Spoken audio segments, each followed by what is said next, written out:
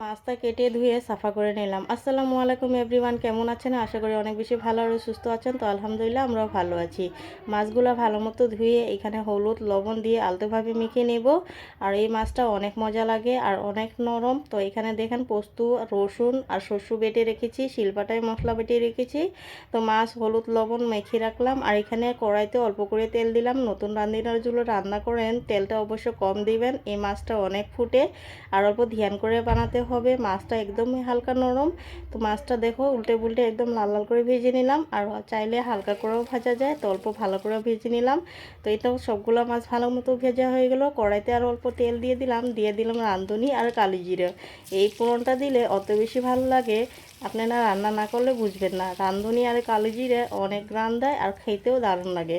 তারপর দিয়ে দিলাম কয়েকটা কাঁচা লঙ্কা, পেঁয়াজ আর শস্য বাটাটা পোস্ত বাটাটা এখনই দিয়ে দিলাম। বেশিক্ষণ নাড়বো না, তিতো হবে।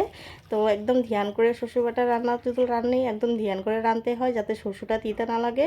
ফুটে আসার পর এই তো দিয়ে দিলাম মাছগুলো দিয়ে হালকা উপরে মিঠা তেল দিয়ে নামাই নিলাম। তো একদম ঝটপট করে রেসিপিটা আজকে শেয়ার করলাম। কেমন লাগলো পাবদা মাছের রেসিপিটা? অনেক